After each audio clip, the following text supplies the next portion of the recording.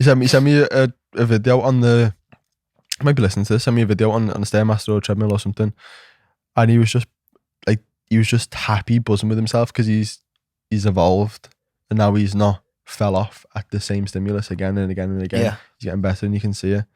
And I sent him a message saying, name, mate, I love you, with the love heart and a laughing face. Actually, I was just watching the video and he's just a proper character. He had me in stitches actually when I watched the video. And he said, I love you too. Seriously, we're coming back. I've been good. I've not binged or relapsed even though I've wanted to. I've shown some control. Your words of support have seriously inspired that behavioural change. And then some other stuff we were speaking about. But it's like, it's having that other person to have the conversation with that just facilitates your transformational change of your mind. And then that allows the stuff to happen with the body. Simple, like just that outside voice of reason, of like getting you to think differently about a situation. Like Mark does it with me all the time because he's that impartial voice. One, he doesn't pull punches. Like he's not asked about my feelings. He's asked about my goals. Do you know what I mean? Yeah. Which just makes you a fantastic coach, isn't it? Like I don't care how you feel. Like I'll be empathetic. Yeah. But this is what you told me you want. Yeah. And this is the actions that I know you need to take to get there. Mm-hmm. So I'm going to say it to you in a nice way, but I'm not going to pull any punches in terms of like, this is what you need to do. Yeah. Having that, like, so example this week, one of my girls is sick. And been smashing it, but now can't go to the gym. So a couple of stuff happened and where she missed a couple of days training, or like, I think she was like out for a week, got a couple of sessions in again, and now's got sick. I was like, oh my God, I feel like shit. Like I'm missing all of this training and stuff. And I was like, okay, what's good? What's good about you being sick right now? So Jack's just had a phone call and just completely stopped talking in the middle of a podcast. I apologise for that. Nice one. I know, yeah. Fucking hell. There's people listening. We should have answered that. You know, that would have been a laugh for the podcast. What was it? It would have been like one of those. No, it would have been one of those. Like, this is HSBC. We need your bank details. And do you? Okay, yeah. Do you want my card number first, or? And I said, so okay, well, you feel like this week's a shit week because you're sick. Why is it not a shit week? What's good about this week? And she was like, well, nothing, because I'm sick and I feel like crap. I'm like, okay, but what's good about it? It's like, nothing, I'm sick. Like, why do you keep asking me that? I'm like, well, if you're sick and you're getting stressed out that you can't train, that's telling me that you don't know how to rest. Like, you don't know the importance, you don't value rest, you don't value taking the time off and the importance of recovery. So we can use the fact that you're sick this week for you to get comfortable doing nothing. You can then learn, okay, well, if I do rest, I get better quicker. And then that's going to benefit you further down the line when I say, okay, well, let's take a rest week. Let's put a deload in. You're going to feel less uncomfortable about that and be more likely to actually adhere to it than go, I know you said take a rest, but I've gone and smashed this workout out because I was bored. Like, so having that outside voice to flip it on its head and be like, well, no, look, this is a good thing. You don't feel good now because you're sick. Like, no one feels good when they're sick, but there's always a benefit to it. There's a positive and negative to everything. Yeah, 100%. I think when you lose a sense of control over things, like I think that the gym's satisfying and addicting in some senses because it's something you have full control over. So if you control your nutrition, you control your training, you control your sleep to some extent, you control all of these things, you get a certain outcome. And it's like probably one of the only things in most people's lives where they have full control over it. And when that gets pulled away from you, it's like, fuck, it's like disorientating. You get sick, you're off for a week or whatever, and you don't have that outlet to drive your energy into. And it just becomes a bit disorientating. And then that voice of self-doubt keeps keeping in, and you start going, I've had a week off. I'm going to be fat. I'm going to put weight on, because you're no longer able to control. You can't. All the things that you give you that feeling of that sense of control are gone. That's a really nice way of looking at it. So I mean, that, obviously in the situation of your client, but also in any situation. That's probably one of the main reasons that why the temperature gets hot. Yeah.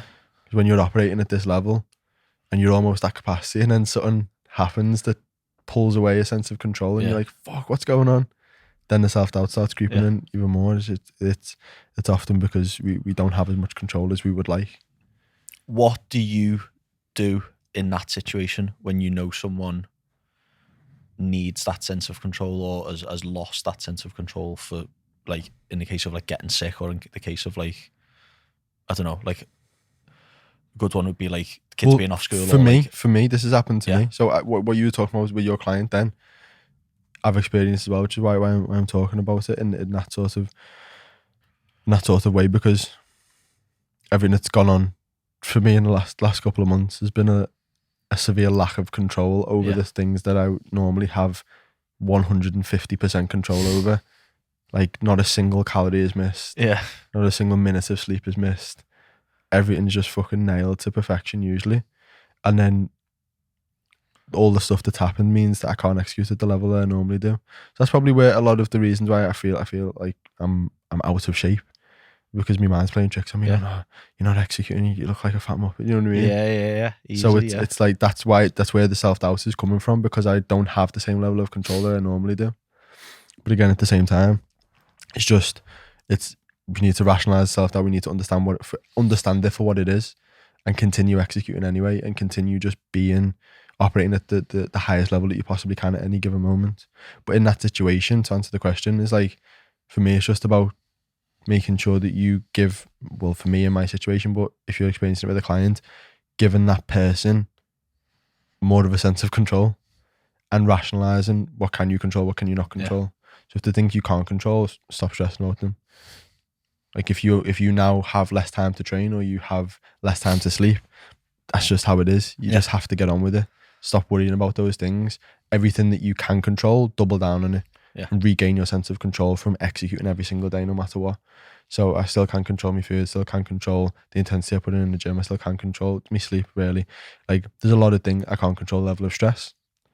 So I mean, I can to some extent, but it's largely just sort of part and parcel with whatever. But everything that I can control, I have to double down on to give me that sense of control again, and then the self-doubt will naturally remove itself. Stay in your 3-foot world. Yeah. It's one of my favourite phrases. It's one of the other 4 things that he knows. That's my other. That's 2 of 4. Fucking hell. Had you wasted 2 on one podcast? Like, what are you going to do? Oh, the rest of my content for the next 2 or 3 weeks is going to be fucking terrible. It's like I've got 2 things left. 2 things left. Now I'm going to spread them out. Shit. Well, tell everyone what 3-foot world is, in case they haven't heard you say that before. Did we not speak about that last week? Not last week, no. No? Yeah, I've spoken about it before, but definitely spoke about it before. We've got some new listeners and that, haven't we? Yeah, it's good, isn't it? Yeah, okay. So your 3-foot world. Most people's arms, this comes from Navy SEALs, so this is like a 6-foot male we're talking about, unless you're one of those like freakishly small, freakishly strong soldiers that exist. Like, there used to be a SF bloke that we used to do some stuff with, and he was like 4 foot nothing, but somehow was just an absolute animal. Yeah. Like, most of them are like 6 foot, because long, like, you just like more effective because you've got longer limbs and stuff. But anyway, most people are about 6 foot. Yeah, like average soldier's height is somewhere around 6 foot, so your arm is about 3 foot long. You can physically control your world with everything that you can grab. So this goes back to like actual combat, like they're going in the rooms and shooting people and grabbing people and controlling things. Like, you can control what you can hold in your hands. Yeah. Everything outside of that is out of your control. So if you're going into this room and you know there's someone else in there with a gun, you can't control what they do, but you can control you and your weapon. Yeah. Just worry about that. Just worry about where you are in the room, what you're putting your weapon at, everything else out of your control. If you're climbing a fucking mountain and you're absolutely fucking terrified of heights, and you're worrying about whether you fall and die, or whether the clip snaps or the harness breaks, you can't control that, but you can control that your hands and your feet are attached to that wall and you can grab those. So worry about that. Worry about moving that hand one more up. Yeah. You're sick right now, lying in bed, you feel like crap. What's within your control? Reach for the Lemsip, lad. Lemsip, Get it down. book, Yeah. Calm app. Yeah.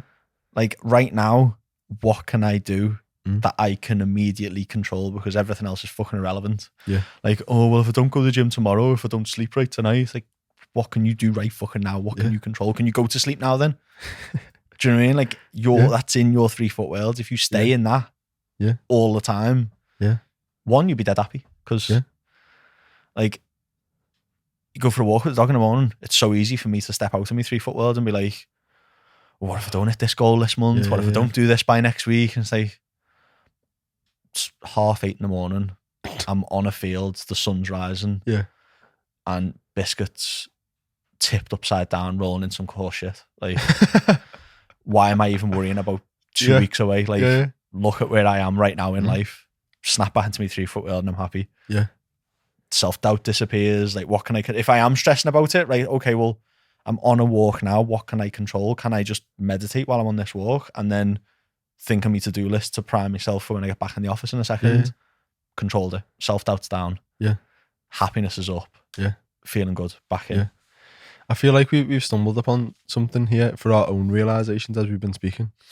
It's like we spoke about what is self-doubt. If we probably were to go back to that question, a lot of it is probably a lack of control, inability to control things and doubting ourselves as to whether we're going to, and that self-doubt creeps in. It's like, oh, well, you can't control this. What happens if it's... Yeah. And then those what ifs creep in. So just to add that to the start of what we were saying, it's a natural thing to experience, but it's when you're focused on the things that you can't control, those what ifs start to arise. So if you only focus on the things that you can't control, it doesn't happen. Yeah. It's a 3-foot world. Stay in the 3-foot world and execute. Nice. Move with purpose, which is one I got off you. Nice. That's still on my whiteboard at home. It's unreal. Move with purpose. Move with purpose. I look at it every single day. I put that on the hoodie. On the hoodie.